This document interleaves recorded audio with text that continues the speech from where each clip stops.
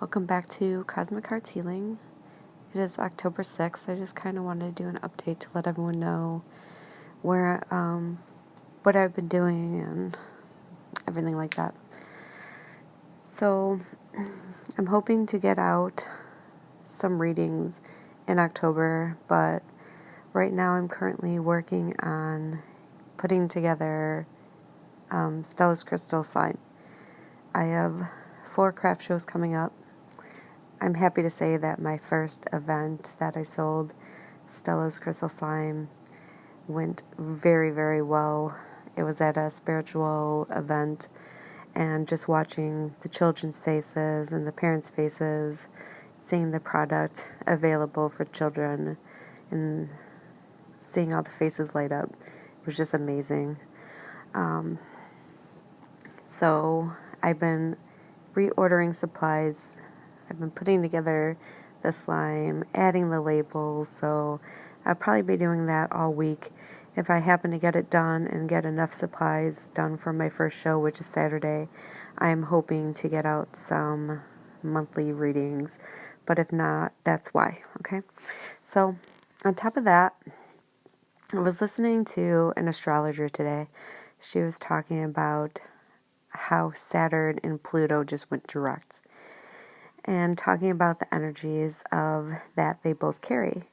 So she was saying that Saturn teaches us that we have free will, and the choices that we make in life lead us to either karma or leads us towards good or bad in life, okay? And then she was talking about Pluto and how Pluto shows us our deep, dark subconscious, brings things to light, and how we can self-sabotage ourselves. So I was starting to think back to the end of April when both of these planets went retrograde, and it made me think about the spirit guides that came into my life at that time. I've been working with Hecate, Lilith, and a spirit guide called Santa Marta. These aren't your typical guides, at least they're not my typical guides since I started my spiritual journey, but they really make sense with the energies of Saturn and Pluto going retrograde, and I really feel like they've been a part of everyone's journey, rather in some small way or in a large way. Everyone is evolving at their own rate, so depending where you are at on your evolution would be how deep they made you dive, or how willing you were wanting to dive deep. I, for one, am a deep diver, so I was like, you can make me dive as deep as you want. I want to get it all out. And so, Hecate, the way that I see Hecate, she comes into our lives at a time of a crossroads. She really empowers us to take the lessons that we've learned and gives us the strength. She does teach us that we have free will to go either direction, but once you tell her the direction that you want to go, she will of course she wants you to guide you towards the light, towards your higher soul's journey. And once you choose to go that way, she helps to empower you and helps to clear your path even more. Lilith, I really want to do my own talk just on Lilith, but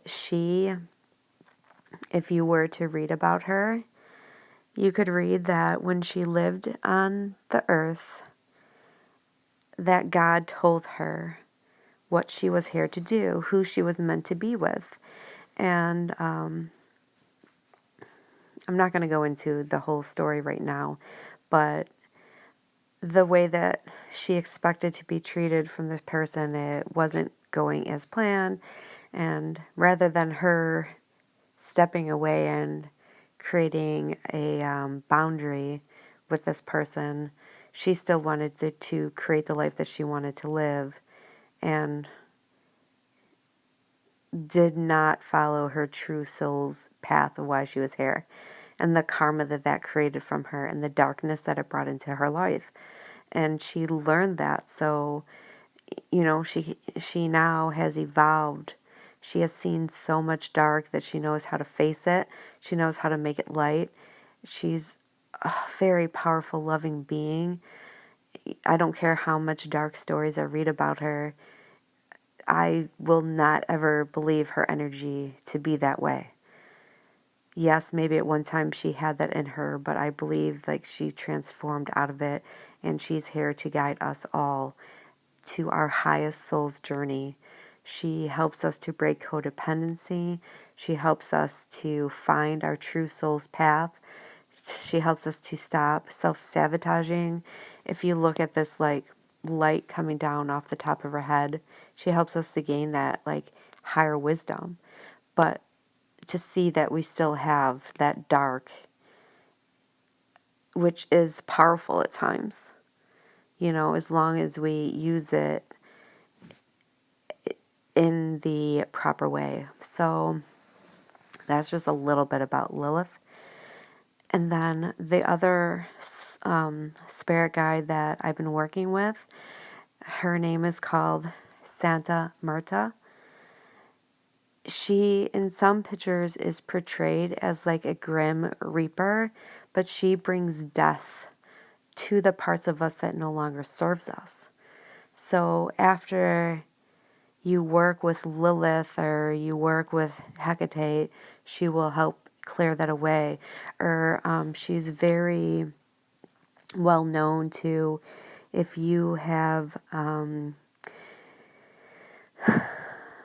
a drinking, drug addiction, food addiction, sex addiction, any type of addiction, any lower energy that is no longer serving your highest good, she will make it come to light in whichever way she feels possible for you to see that this is not your path anymore, that this is not the way to go forward, and she will bring death to that part of your life.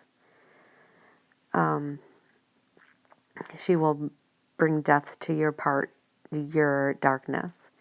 And then it's up to you how you want to then move forward in light. Okay? Like you see, she's death, but around her is all this beautiful light. She's here to protect us. She's here to bring light to all that dark. I believe that all three of these women here are all meant to do that. So I just wanted to come on here, talk about these spirit guides a little bit. I think they've all been helping every single one of us through this transit. Hopefully you've brought in some darkness, or seen or transformed since April up until now in some way. I know I can make a list of how much that I've let go of and transformed. It's just amazing, and I thank them and I honor them, and this is one of my ways of honoring them, is just trying to spread their light, spread the word of the good that they are here to do for us. So that being said, I hope everyone has a great night, and I love you all. Bye.